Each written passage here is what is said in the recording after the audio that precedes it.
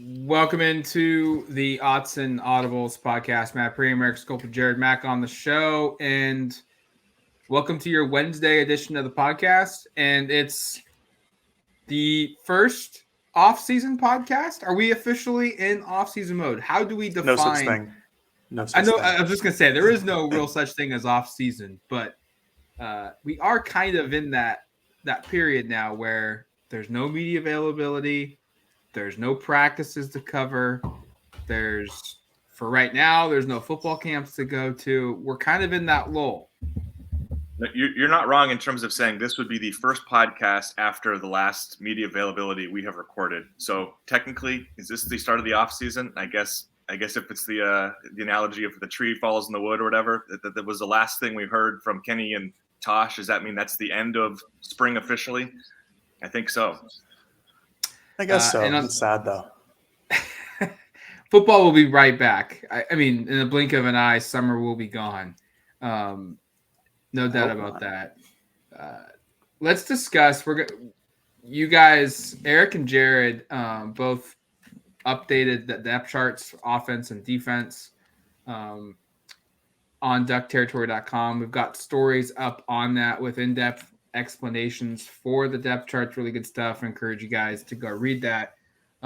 Let's start offensively, and we'll go with Erik here since he was in charge of that. Erik, why don't you just give us a quick rundown of the depth chart, and as it plays out, we'll give our thoughts of just each position group. Yeah, just really quick. I thought it was fun this spring. It's a little different than in past years where I'd kind of followed the defense. This year I was following offense, so I was in charge of the offensive two deep, and Jared was in charge of following defense, and so he's therefore in charge of the defensive two deep. So that's why we're the ones kind of running through it and why we wrote the stories. Just wanted to give a little background on that. So yeah, we'll start at quarterback. I think this one's pretry straightforward. This is the only place I put an or on the depth chart, and maybe you guys can fight me about whether it's deserving. I have Bo as a starter, and I think we're all in agreement there. And then I have Jay and Ty as an or. And I notably put Jay ahead of Ty. You can say it's alphabetical. For me, it's actually more of a leaning of I think Jay's probably like a smidge ahead, but I wanted to keep the or in there in part because I was kind of thinking about it as if you look at the fastball that we watched, Ty was ahead of Jay in all but one day, all spring. But then you go watch the spring game and Jay was the better player. So I went Ty and Jay there together. Do you guys have any issue with me using an or there? Would you say it's distinctly one? I have zero issue. My biggest question, you answered it, was Butterfield first because of alphabetical order, or was it a lean? Because I would agree with you. I would have, if I had to separate the two between Jay and Ty, I would go Jay first. I've got no issue. Okay. Running back, and I think I'm going to have the most straightforward because a couple of these are pretty elementary if you ask me. I've got Byron Cardwell as a starter and Sean Dollars as a second running back. I didn't include an or. I think Noah Whittington had a nice spring, but I just don't know if I'm ready to say he's quite on that pecking order yet. I like Byron to be the number one guy. I thought it was notable that Kenny Dillingham gave us a little stat from the second scrimmage where he said Byron ran for like 170 yards. That was new information for us and kind of confirmed what we all had expected and felt, which is that Byron had really performed well this spring, even though we didn't get to see him in the spring game. So I thought that was, by the way, just like a kind of a notable nugget that Kenny gave on Monday. Any issues there? I assume no. All right. This is actually the hardest one for me from a starter perspective is the receivers. I had expected all the way through spring and probably up until even after the spring game to go with what I had pre-spring, which was Franklin and Thornton outside and Chris Hudson in the slot. And this might be me being, the recency bias, but I have now put Seven McGee above Chris Hudson here in the slot. I thought Seven was awesome in the spring game. I don't think it takes anything away from Chris Hudson, but I now really think this is a real competition there. If you go back to the fastball breakdown, which again I have on the site, and that's one of the things we added here this spring was just putting down where they were in the depth chart when we watched in practice. McGee was ahead of Hudson every single time, which is kind of stunning to say, but that was the reality of it. So I don't know if I feel great about it. I also say I know Hudson and McGee have both said they can play on the outside, so we might see some sort of variance there. But my two deep is Franklin at the X with Crocker behind him, Thornton at the Z with Coda behind him. And by the way, that was kind of tough too because I thought Chase performed really well at the end. And then the slot, I have 7 above Chris. Do you guys, I assume the McGee-Hudson one is the one where there might be some concerns raised, or do you guys feel, I mean, I thought 7 was awesome in the spring game. He was. Was he the best receiver? I don't know. I think you could make a case for that. But I think your fastball breakdown is important there because McGee was ahead of Hudson every single time, like you said. I think that matters. I think they'll both play a lot. I honestly kind of lean more towards maybe Coda should be ahead of Thornton. Maybe. I don't know.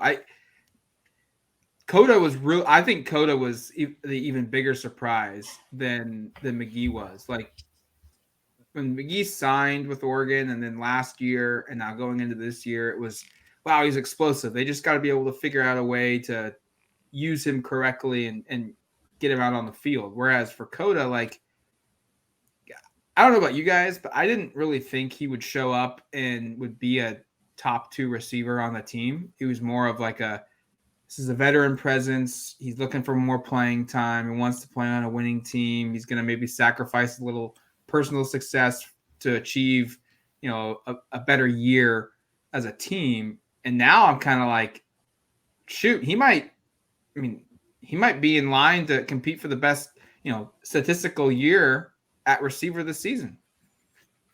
I have no problem with Erik's depth chart. I think 7 deserves to start. I think Dante and Troy give the best potential and the best deep ball threat on the team. I don't know if it'll only be 3 wide receivers for the entire year on the field. I think they'll go 4 for a lot of them, which you could put in Coda, you could put in Hudson, and you can make this a really dynamic group. I think Dante adds more to the offense than Coda does. I think Coda is a very good safety net. I think with Dante on the field with his size and speed, he gives you a better deep ball category. When Troy Franklin could be somebody who runs those 12 to 18 yard routes like he did for the Green team with Coda. I just think it's notable. And Erik, I don't know if you did this, but for the 2 deep for the defense, when I had a tough decision, I went by what the fastball periods were like. And although Dan Lanning and Dillingham and Luke Boy all made it clear that these weren't like first team or second team, third teams, it felt like it. I mean, the talent disparity from the first to the second to the third group was there.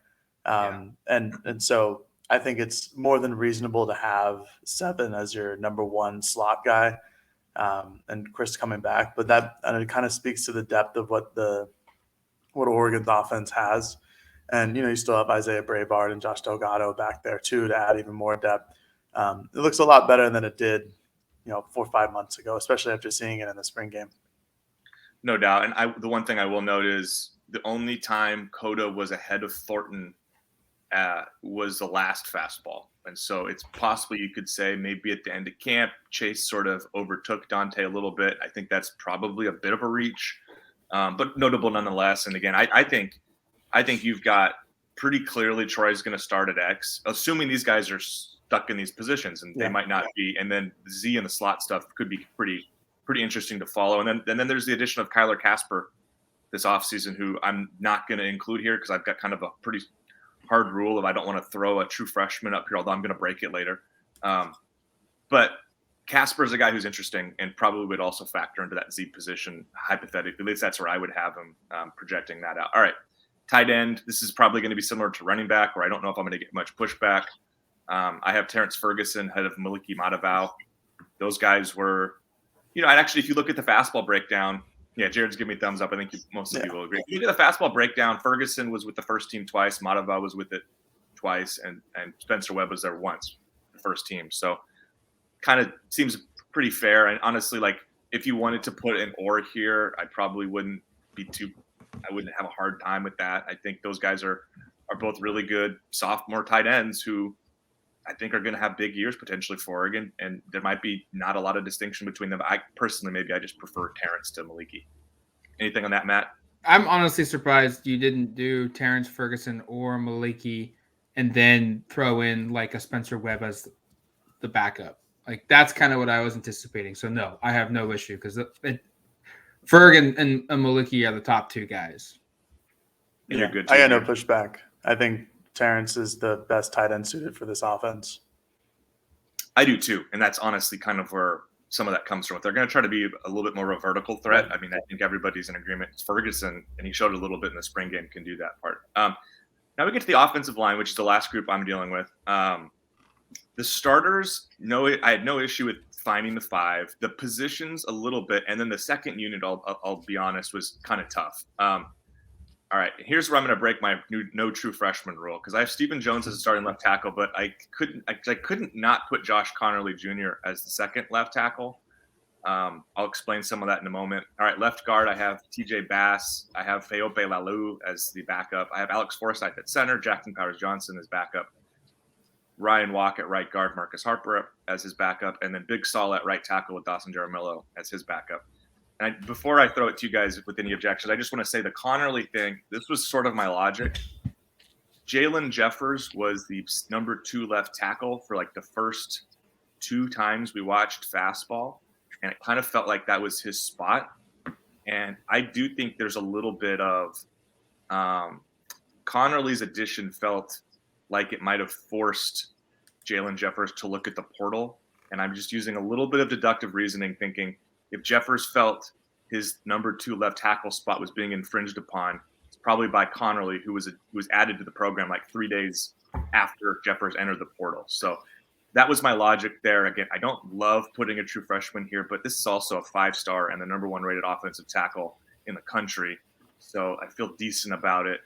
The rest of the second team is tough. The first unit, I think that's probably about right. I think this maybe shows why adding an offensive lineman in the portal this spring might be a good idea. Because I look at this and think Jackson Powers-Johnson has to play offense now, right? Because of some of the players that have left. I know Connerly's coming in. I know a couple other offensive linemen are coming in as well. But I feel real good about Dawson Jaramillo as the backup at right tackle. And if you don't throw in Powers-Johnson into this group, there's a bunch of unknowns for me with that second unit. I know Connerly's a 5-star, but look, we got burned last year with Kingsley. And not every offensive lineman is going to show up day one and be a dude. Connerly hasn't been in spring ball. So, I have no issue with your first group. I think that the second group is fine too. It's more so of, boy, they could use to add another guy. They could probably add another guy. They will have 3 guys coming in the summer with Connerly, Kawika Rogers, and Dave Iuli, which will help in the depth. But yeah, probably getting just a backup guard would probably help the most, just adding another body. I think the problem is trying to find somebody like that where you could promise potential playing time next season, but this season more than likely they'll be riding pine because the starting 5 probably isn't going to change. And again, I don't have any quarrels with the first or second group here. I just liked seeing TJ Bass at left guard rather than left tackle, where it didn't sound like he enjoyed playing that at all last year. But barring injuries or anything like that, that should probably be the starting 5 that we see in September. Do you feel like there's any weakness with this group? I think Stephen Jones is a really good player, but is Jones a better guard than a tackle? I kind of like Stephen at tackle. I feel okay about that. I think you'd love to have a Penei Sewell, right? You'd love to have just a premier blue blood. This guy is going to be a day 2, day 1 draft pick at left tackle.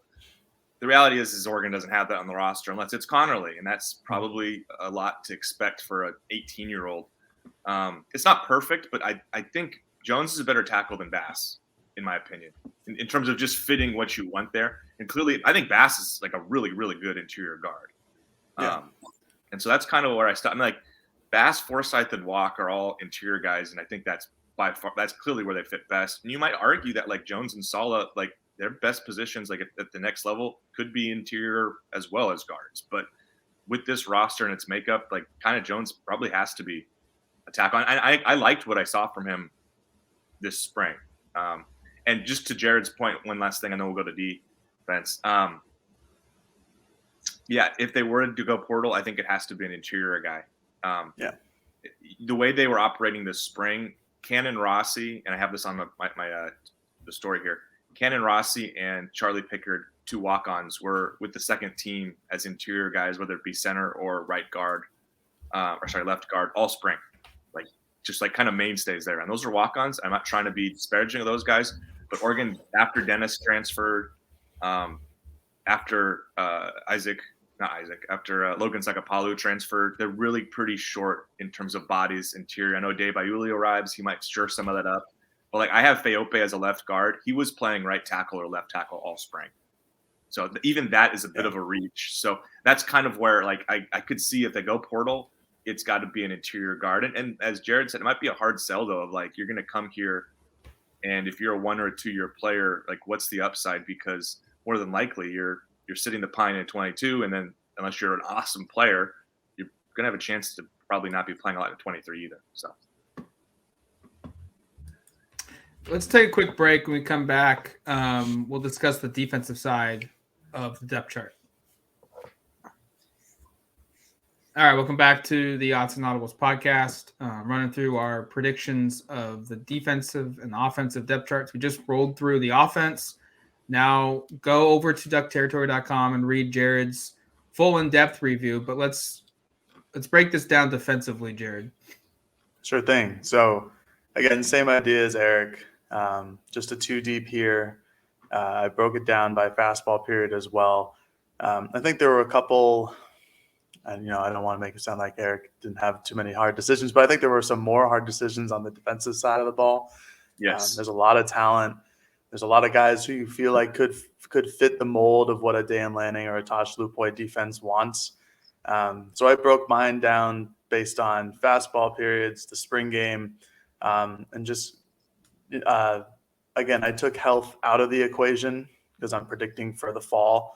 So I'm theorizing that some of the bigger names that weren't active during the spring camp will be active during the fall camp. So without further ado, let's get into it. We're going to go also the defense that Oregon is running is a 4-2-5. So it'll be 4 defensive linemen, 2 linebackers, and 5 defensive backs. So that's how I put together my projections. So we'll start with the defensive line. At the defensive end spot, I have DJ Johnson and Trevin Mai as 1 and 2. For the defensive tackle positions, I have Sam Taimani and Brandon Dorlus starting, with Popo Amavai and Keon Ware-Hudson as the second players. And for the outside linebacking positions, I have Braden Swinson and Mace Funa as the backup. This was difficult, to say the least. I just listed 8 guys. There's probably 4 or 5 more that I think could really impact the season, people who I think could play, like Brandon Buckner, like Anthony Jones, who's a true freshman. I think there's a lot of players here who could make an impact for Oregon's defense on the defensive line. But in the spring camp, Brandon Dorlus and Popo and Keon Ware-Hudson were all injured, but just by the graces of God, they'll be fine by fall camp. So I have them in there because I think those are the most talented defensive linemen they have. Most challenging decision, though, was putting Sam Taimani as a starter over Popo. I just think that Taimani's physique, his 6'4", 320-pound frame, is going to help this defense more than Popo, who's under 300 pounds. Him as a lane clogger is going to free up Brandon Dorlus. It's going to free up DJ Johnson. It's going to free up Braden Swinson. So I think he's the starter with Popo coming off the bench, which pretty good, all things considered. So let me hear it, guys. I would put Popo ahead of Sam, but I don't I think I'm just splitting hairs. And that's partly just because for me, I've seen Popo at Oregon, but you also have to understand it's a different coaching staff now, different scheme. And so, like you said, maybe Sam is better suited for that. But I have no issue with DJ, Brandon, or Swinson being your 4 guys. I think what this just shows, this exercise, and maybe Erik would disagree, or I think he would agree, is this group's maybe even a little bit better than anticipated, and we were already kind of high on this group already. Yeah, I know and as we talked about earlier in the week, this is the hardest position on the team, I think, and I'm happy I didn't have to do this because this is. I was talking with Jared about we're trying to figure out how it's tough, and in part because 3 of these key guys didn't participate in spring, and so we didn't really get a feel for where they fit. If Popo had been healthy all spring and was ahead of Taki, we would have him there, but he wasn't available, and so Taki is Sam Taimani for those listening who don't know the nickname. We would have Taimani as the 2 guy, but Taimani was there and he was the 1. So I think that's the right choice. As Matt said, this is a deep group, man. Jared said some guys, 2 other names. I think Keanu Williams, had a decent spring from what I saw. Suavi Poti was another guy who was at least kind of up. That's an interesting name you bring up because Poti was with the first team the entire fastball period. Every single one, he was a first team guy, and I'm leaving him off the first and second team because of what I think the talent is ahead of him who were injured. So it's a really deep group, but go ahead. Oh, that was just what I was going to say. So I thought those 2 guys had really nice springs, and if it wasn't for these injuries, who knows how much opportunity they get. I'm really high on Trevin Mai. Yep. So I'm really happy to see him placed here. That was a player who Tosh Lupoi kind of without even being asked how Trevin had been, said he really stood out this spring, kind of introduced that name. Is there a bunch of noise behind me? I think someone's Nope, you're good. Garbage. Okay, couldn't tell. The only one, honestly, I probably feel okay about everything. The one I'd probably push back more even than the Taki Popo thing. It's just Mace has been a starter here longer than Swinson. And so I could push a little on that one. I think it's hard though, because I think I like Swinson's upside more. So it's tough. I think Mace is going to play a lot, and I think Swinson's going to play a lot, and they might be playing just on different downs.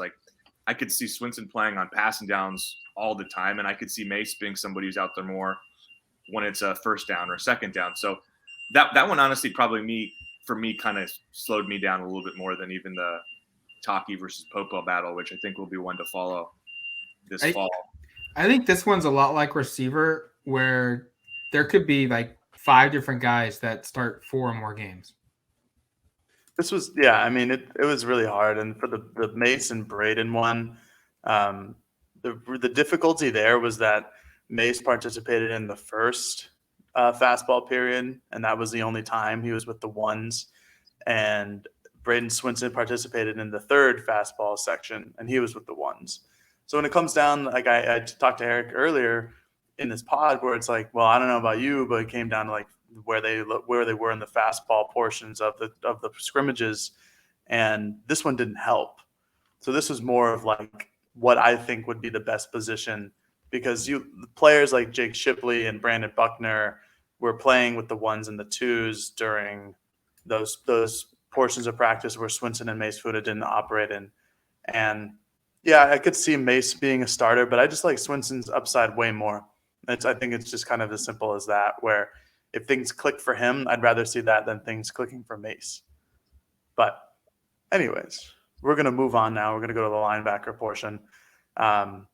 This one, again, was pretty difficult because there's a lot of depth here. We've talked about the linebacking group for a while and just on who they have and who could potentially step up. For me, I have Noah Sewell and Jackson LeDuc in the Mack position, and Justin Flo and Jeffrey Bassa are the 1 and 2 for the money. Pretty self-explanatory here. Sewell and Flo, I think the combination, if they're both healthy, is one of the best linebacking cores in the conference, maybe in the country. LeDuc and Bassa, I think, are very, very good backups here. I think Oregon fans would be pleased with either of their second-string guys starting, just like they were last year. The reason I picked Sewell and LeDuc in the MAC and Flo and Bassa in the money, in Oregon's spring game, I rewatched it a couple of times at this point. The MAC position seemed to be the ones that would be rushing the passer. So Jackson LeDuc was heavy involved in rushing the passer on delayed blitzes, and Noah Sewell didn't participate that much in the spring game. It is what it is type of deal. But I would rather have Noah Sewell rushing the passer than I would Justin Flo rushing the passer. only because I think Justin Flo's ability to drop into coverage is presumably, barring injury, better than Noah Sewell's. If there's a thing that Sewell has to work on, it is dropping into coverage. But when you look at the second string, Leduc should be better at rushing the passer than Bossa. I think Bossa is a pretty darn good guy, a linebacker in coverage. But this was a tough one just because, Flo only participated in the last fastball when he was with the second group. Bossa and Leduc kind of split time between the runs with Sewell. Keith Brown was always a second teamer in fastball. And then you have Harrison Taggart, Adrian Jackson, and Devin Jackson, both working with the threes. Very deep group here, one that should have Oregon fans excited for the future. But let's hear it again, guys. What do you disagree with? I would put Bossa ahead of Flo. Yeah. Only and it's that I would have an or. Only because I think Bossa is healthy and was really good last year, and I think my only concern with Flo is what is he like in pass coverage, and Sewell was not elite in that area. And maybe they don't need both linebackers. Maybe both linebackers could be run-centric stoppers, but it's really splitting hairs here. I would just put Bossa ahead, but that's just personal preference. I have no real issue with Flo being the projected starter. I think this is where I think I'm with you, Jared. I think this is probably what I would go with if I was doing this exercise. Flo is the mystery card here, and that's what's tough about kind of where I would probably, just based upon my expectations or hopes for him, have him as a starter. I think he's that talented. I think we also don't know what he looks like healthy because he just hasn't been healthy, and you wonder how quickly and how just kind of how he looks now after going through 2 serious leg injuries. Like, that isn't always easy. Is he going to be a step slow, right? That's the concern. Mm-hmm. If he is the player he was coming in, I think he can be awesome as a pass rusher. I think he can be really good and effective in coverage. I think he's extremely versatile. I think he's somebody who can frankly be an all-conference caliber player. And maybe even best case. And again, I hate to say this because he hasn't played really, but somebody who could be legitimately, like, he plays 1 year and is then a early draft pick in the spring of 23. Like, I think that's the kind of guy Justin Flo can be. But again, as Matt said, and I understand his hesitancy, we haven't seen it yet. He's been hurt, and you don't know what it looks like when he's back. So I understand the hesitancy there, but I would go with what Jared wrote, and this is probably exactly how I would project it, not knowing maybe the difference between the two positions quite as well as Jared. So I wouldn't necessarily know if I would put Jackson or Jeffrey where they work together. But I think this is the right hierarchy. Yeah, I think putting Flo for me also was just the potential factor. If he's healthy and he's playing 100% and he looks like he did against Fresno State, he's a bona fide starter. I don't think anybody comes close except for Noah Sewell, and he's going to be out there with them. So that's pretty exciting. On to cornerback, I think this one is pretty simple. At boundary, I have Dante Manning with Darren Barkins as the backup. At field cornerback, I have Christian Gonzalez and Avante Dickerson as the backup. Again, this is another one, barring injury, because Christian Gonzalez was a little banged up at the end of camp, and Dante Manning was absent the final 2 fastballs in the spring game with some sort of left leg injury that doesn't appear to be serious. I think the cornerback room is really thin. That's what I've kind of come away with this. I think Barkins really improved. He's still quite lean. Dickerson also didn't participate in too many of the fastballs. He just participated in the last 2 where he was second string for one of them, first string for the final one. So this is just going to be a room that we're not 100% sure on. Obviously, they have Jaleel Tucker and Kamari Terrell coming in the summer. Jaleel Florence is here. He was with the second unit all spring long, which is a good sign, but I'll still take Barkins and Dickerson over him so far. There's certainly a chance that he or Tucker, Terrell can improve, but this would probably be the biggest need if Oregon decides to go into the portal. I think bringing in another cornerback with some experience would be really, really beneficial. So I was just going to say, I think this is one where I don't have a lot of confidence. Not that none of these guys individually are bad, but Manning has struggled to be on the field. Christian Gonzalez is new. Dickerson hardly played last year, meaningful snaps. Barkin's redshirted. This besides Gonzalez, I almost argue like everybody else could maybe be up for grabs. Like this is one where fall camp, this could look totally different. Right now, I don't really have any issues other than maybe I would put Florence ahead of Barkins, but that doesn't feel like a massive issue for me. Barkins is the more, I guess, air quotes, experienced player, but this could have a lot of movement in the next couple months. Certainly. Yeah, I think Manning and Gonzalez really, if everything is good from a health perspective, I felt those two separated as the starting corners midway through camp at least. And again, I would love to have seen it's tough on Dante just because his health has been so up and down during his time here that he didn't get to finish spring and that he didn't get to go out and show some of that progress in the spring game. Because I think we'd be having a little different conversation about that if he did. We'd probably be saying, man, Oregon has two really high-end corners. The rest of it's kind of uncertain. The other name I would just throw out here is, and it might have been because of depth at corner, but Triquez was playing quite a bit in the spring game at corner, it looked like. I think he was moving around. He was also playing deep safety, and we'll get to him in a second. But in a pinch, if things, and I think you brought this up when I brought up the transfer portal thing a couple weeks ago, but like if there is concern at corner depth-wise, I wouldn't be surprised to see Triquez come back because he's versatile enough to do that, and he can play a little bit here. How close were you to going Florence over Dickerson? Not at all. Okay. Not at all. Yeah. I just think, Florence has a lot of talent and he'll get his time eventually, but I'm just going to take Barkins and Dickerson over him. I really like Avante Dickerson. I think he could be really good.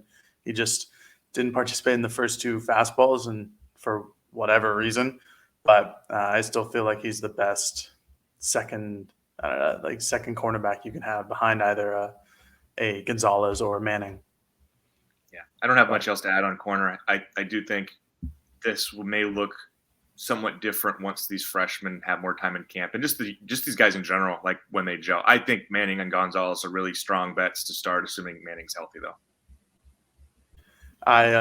So we'll bump it over to safety real quick. For boundary safety, I have Triquez Bridges with Steve Stevens behind him. Brian Addison and JJ Greenfield are in the free safety, and at nickel, which was one of the harder choices I had, which I've been getting some flack for on the Duck Territory message board, I have Jamal Hill starting and Bennett Williams as the backup. Brian Addison and Triquez Bridges have been the deep safeties every single scrimmage, every single fastball period, except for one where Addison was feeling under the weather. It is notable in that one period where Brian Addison missed, Bennett Williams took over as a deep safety. So that could be a way to get him on the field as well. But other than that, at nickel, Jamal Hill was the first string nickel safety, star safety, whatever you want to call it, every single time. And so ultimately that was the difference maker for me in projecting that Jamal Hill was going to be the starting at nickel. But I certainly agree with some of the message board comments about how Bennett Williams is really good and needs to be on the field as much as possible. I just think Jamal Hill is also really good, and clearly he's improved, and clearly he and Bennett are in this deadlock race between who's going to be the star safety and who's going to start.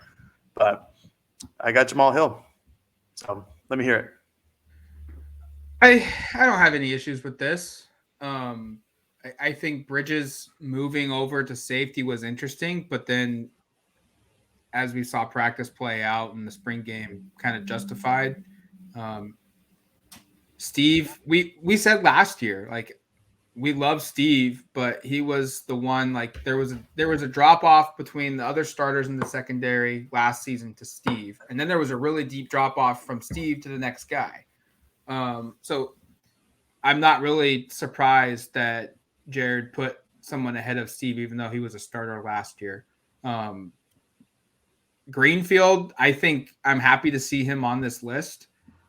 He was all over the place in the spring game. I think from a human element, it's a pretty cool story. I mean, we don't know why he left Oregon last season under Mario Cristobal, but he was at a junior college and then came back on his own as a walk-on this year to get his spot back. And I mean, you don't typically see that. Like, we don't know the circumstances, but pretty cool. And so, just from a human element, you're kind of rooting for Greenfield there. Jamal Hill, Bennett Williams, like, I'm good with it. Like, maybe to me, like, do you maybe go best case, best three guys and put Bennett in there ahead of Addison? Because, I mean, Jared, like, when you were making this list, or maybe Eric can go first and then Jared can address, but like, I feel like Jamal Hill, Bennett Williams, and Triquez Bridges are your three best guys back there. And so maybe you have to figure out, does that work or not? I think it could work. It just never happened during one of the fastball portions, and other than the final one. But I do think that if Oregon really wants to get all three of those guys in the field, I think Bennett Williams playing like a free safety spot or a boundary safety, I think that's the best way to get him in there. I feel like you're kind of wasting his impact if you're putting him all the way back there, because he's one of the best open field tacklers this team has. And him playing nickel or him playing star like he did last year, put him in those situations to make open field tackles, to be a run stopper from the perimeter. And so I think that's kind of how they look at it now. But, barring injury or anything like that, they could put him back there. But for me, I liked him more as, I guess, a backup nickel. Yeah, I put Bennett. And I understand why, because of the fastball part. Bennett was cross-training between a couple spots. I think Jamal is your starting nickel, so if you're going to – Bennett has to be behind him. I like Bennett over Brian Addison at one of the safety spots, probably. And maybe that's just based upon what I've seen on the field previously with Brian, where I've just been kind of underwhelmed. I thought Brian had a really strong spring. I think Bennett's the better player. So I would look at it that way. Another name I'm just going to throw out that's not on here is Damon David. Is a guy I would heavily consider.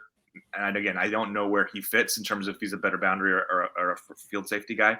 But I think he's going to push his way into this conversation, whether it be at one of those spots. And maybe it's he and JJ are pushing for that backup. Or I guess the way I'm constructing it, the third string spot if I have Bennett over Brian. But I have no issue with Steve Stevens taking a step back on this. I really like Steve as a player. He's a really nice young man. I just don't know if he is quite the same athlete as some of these guys. And I think this defense, with how aggressive they are in the front seven, you really want guys who can cover a lot of space in the back end, which is why the argument for Brian Addison holds water, because he's 6'5". He covers a lot of space. He's really athletic. He's rangy. He's got a great catch radius. Like he and Triquez back there, frankly, seem kind of optimal from a size perspective. But I also just think Bennett's somebody who's so aggressive and so skilled in terms of making plays that it's hard for me not to have him in a starting 11, even though I know in the spring he really wasn't there. So this is another tough group. Again, I had much easier groups on offense. They were like, I was like a Seven McGee, the better slot, and you've got some tough ones here. I'd probably, if I was slotting, I'd probably have Bennett over Brian though, and maybe Damon over JJ Greenfield at some capacity. The question I would also have though, and this is probably why there's more validity to Bennett staying there, is like, who's your backup nickel if Bennett's playing free safety? Yeah.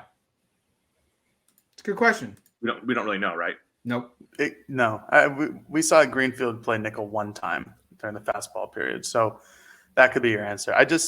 For me personally, I just love the Brian Addison, Triquez Bridges deep safety combo. I think those guys are both so tall, so lanky, so athletic that they're like this like perfect mold of what you want in a free safety, especially Addison. And Addison was very underwhelming last year.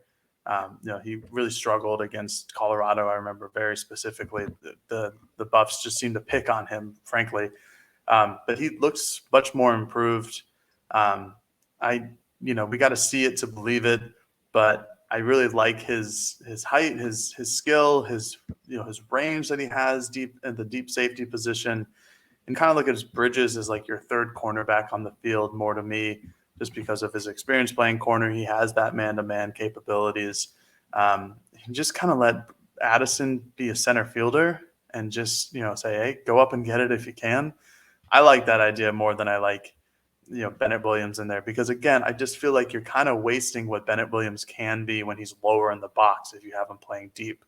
If there's a run that breaks to the second level, he'll be there, but he's somebody who doesn't allow that run to break to the next level. So I like him more at a nickel, and maybe eventually they move Bridges to free safety and Bennett Williams to boundary safety and have him cover people and have him a little closer to the line and keep Jamal. I don't know. It's a tough one. Jared, what about dime? What about dime? Dime? Go all James Creppy on you. What about the dime? You want me to be James for a minute? That might, but I think that actually might be, when they go to dime, that might be a really effective unit, because you would, in theory, be able to put Bennett out there in a different capacity, is what I'm getting at. I'm happy Jared touched on it for a moment there, but pretty cool to see Addison in our list as like a starter, because I almost thought it wasn't even like playable. He wasn't almost playable at the end of the year last season. And maybe it's scheme change, maybe it's development, maybe it's probably a combination of the two. Mm-hmm. But I don't know how you advocate for Addison moving over to offense. Like I was saying at the beginning of spring football, like, hey, there's depth issues at receiver. Addison's played it well. You may need to move him over to the offensive side of the ball. And now he's in clear-cut contention to be a starter. I just think that's pretty cool. And Jared's right. Like the back end of that safety group, you've got 6'5" and 6'3". I never really understood why Oregon automatically under Mario Cristobal moved Bridges from safety to corner when he showed up, because he was a safety in high school. And so I like the size, like Jared mentioned. Like that's going to be really hard to go over the top. That gives you two really tall, rangy dudes to kind of go and get those 50-50 balls. Yeah, I mean, that was Brian Addison's specialty coming out of high school too. He had 34 interceptions in his high school career in Alabama, which I think is like a state record. I'm looking at it right now. That's pretty good. And you put him at safety and you give him opportunities to go make interceptions, and you see what he did last week at the spring game. So I'd like to keep him there and not at corner anymore. But, that'll be the kind of how the coaching staff sees it. I do think that safeties coach Matt Powledge has had a really big impact on this group already. Yeah. And it's pretty easy to tell. Yep. All right. It's going to do it for us here. All right, real quick. Is there anybody that, like, let me throw a curveball for you guys. When we look at this overall group, is there one position group where you're like, hey, this could change drastically during fall camp? And by drastically, meaning like 2 or 3 guys who aren't on this list could get added, or 1 or 2 starters could get pulled in second team. Like I think corner, for me, it's cornerback. Like Jalil Tucker's showing up, the development of Jalil Florence. I just think that position group could look entirely different in the order. It could be the same names, but it could be just a completely different order of guys too. I just think corner could see a big overhaul change. I don't think there's anything on offense that really fits that bill. Maybe receiver being something where it rotates a little bit, just because I had Hudson the second team. I wouldn't be surprised at all if he's like clear cut first team by the time we get to fall, just because of what he did a year ago and how dynamic he is. Tight end, quarterback, running back, wide receiver, offensive line. Like I think a lot of those guys are pretty much set. I would be honestly like quarterback, running back, tight end, offensive line. The names I have there, the first team, I'd be pretty stunned if there's much difference there. Like offensive line, I could see guys moving from guard to tackle and stuff, but the rest of it, I feel really confident those are the names. Receiver is the only one, and I don't think it fits what Matt's talking about, where we see some, like maybe Kyler Casper arrives and is just awesome and he has to be put in there, but I'm pretty skeptical of that development considering he's a year ahead of development. I think defense is probably where there's more candidates for this. It's got to be defense. I mean, I thought about wide receiver on offense just for a second. Like with Coda, maybe like Matt was saying, takes over for Thornton. Hudson comes along. I don't know, maybe Isaiah Bravard adds 15 pounds of muscle in the next 4 months, and it's just a king out there. But it's got to be on defense. If I ever to point to a specific group, I guess I could say defensive line because there's a lot of options there. And maybe I don't know. There's a lot of options there, and I think that's one of the main cases. Secondary, I mean, we just went over all the options that could happen at safety. It's got to be on defense. I don't know if I could specifically pick to one that'll have the most disruption. All right, it's going to do it for us here on the Autzen Audibles Podcast. Thanks for listening to the show. We'll be back on Friday with another podcast breaking down something Oregon related. What a tease. Yeah, my head's all over the place. While we were recording, I got a message that Oregon basketball was losing an assistant coach to Louisville. And it was a different assistant coach, but nonetheless, they have lost somebody to Louisville. Josh Jameson, director of ops, is going to work at Louisville. So my head's a little scattered right now. But we'll discuss that and more on the podcast on Friday. Until then, you've been listening to the Autzen Audibles Podcast. Talk to you later, folks. Peace.